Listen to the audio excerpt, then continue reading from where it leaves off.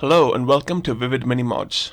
Today I'll be continuing my short series on the cult of the Bei'Adhoon by showing you how to make two of the troop choices for the warband, the Shayitan and the Servitors, as well as giving a little background to the models.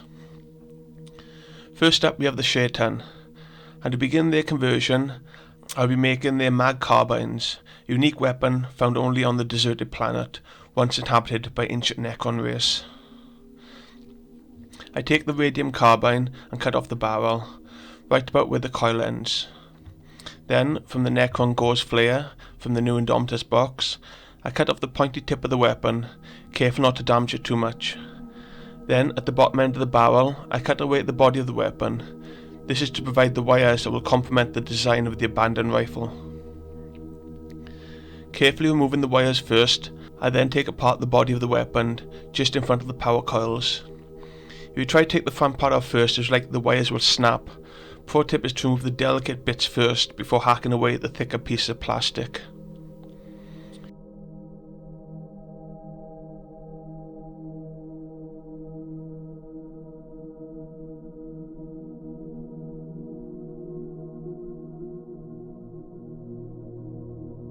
With all the parts of the weapon separated, it's only a matter of gluing them together again. This will make the weapon look like a combination between Necron and DarkMech, which is one of the aesthetics I'm going for with this warband. Another design choice that I made is to base them on the theme of the desert dwellers of North Africa and the Middle East, namely the Bei'Adhoon. As you might have guessed, this is where the name Bei'Adhoon comes from, a kind of bastardization of the nomad's name, similar to how GW does with many other names like Robert being changed to Rabute and Abaddon being changed to Abaddon. They're only small changes, but give a unique flavour to the models. Now on to the Shayitan themselves. In the lore, the skitarii were driven mad by the miasma that circulated the planet. They were haunted day and night by the voices of dead Necrons and suffered migraines that drove them insane. To represent this on the model, I chose to make the models look as though they are constantly screaming. To do this, I carefully began drilling into the mouth of the Delacqua head using a hand drill as I needed precision. The area I'm drilling is barely 1mm big, so take it slow and steady if you plan on doing this conversion like this. With the mouth open, it looks less like a screaming head and more like a blow-up doll, so to rectify this, I take a craft knife and slowly slice away at the mouth until it is more of an oblong shape. There's no right or wrong answer to this, you just got to take a leap of faith and take it slow, holding the knife firmly so as not to slip on such a small area. To add to their insanity, the skitarii start pulling out their cranial implants, and for this I used a skull from the Citadel skull box, though I'm sure a regular crude head will also work. I carefully cut off the back of the Delacqua head and the corresponding part of the crude skull, neaten them up with a knife and then gluing them together. It might look a bit odd on the unpainted model, but once the wires aren't painted metallic, it really sells the effect. I fill in the neck gap with some green stuff. After years of using Milliput, I finally ordered my first batch of green stuff, and it is so different I don't think I can ever go back to sculpting with the former. It has a natural plastic feel that is so much easier to sculpt with. Okay, on to the next step.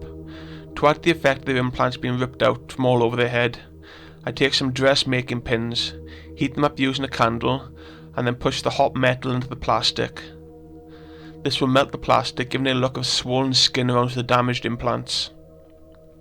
It is important to take care with this, as the pin will get hot all the way up. Even though it only looks red at the tip, I can assure you that even the far end will burn you. It is also important to line up where you want to plunge the pin in, as this will melt the plastic. There is no second chance. As soon as the hot metal goes in, just keep pushing until it feels deep enough. The plastic will cool down quickly and solidify around the pin, so you won't need glue. With the plastic cooled down, I then take some wire cutters. Don't use your sprue cutters for this, as it will ruin them. Get some big nasty cutters that are designed for metal.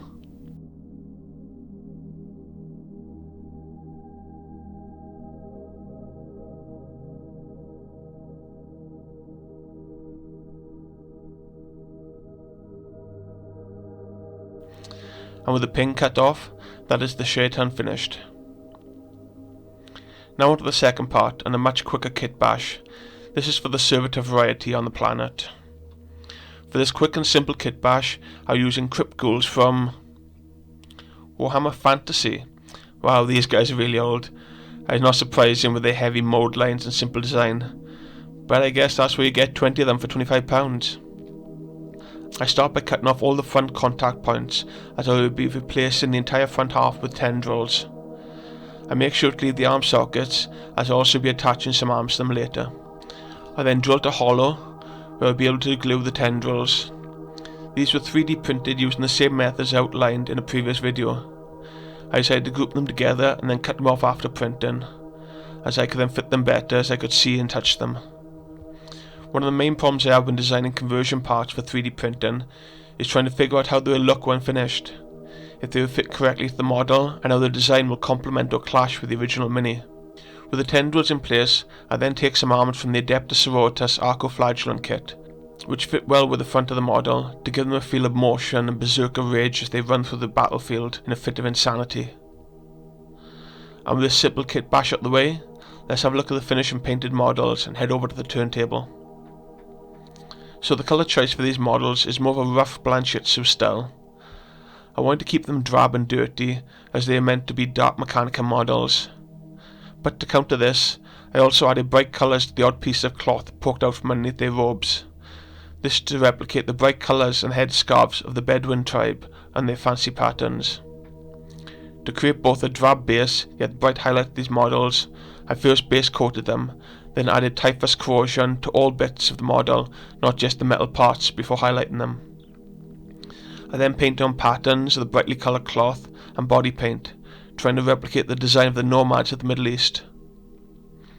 For the metal, I wasn't sure if it would rust in a desert condition, so I give all the metal parts a dry brush with Vallejo's airbrush aluminium. This kind of gives it a sandblasted look, whilst also catching the light beautifully. For the servitors, I went through all the different colours I had and mixed them with some brown to make each creature a different colour. When I finished the base coat, I was worried they look a bit too bright and made them look like Grim Dark Power Rangers, but with typhus corrosion speckled on them and a brown wash, they look more natural at the end. I did the same with their metallic parts and called them done.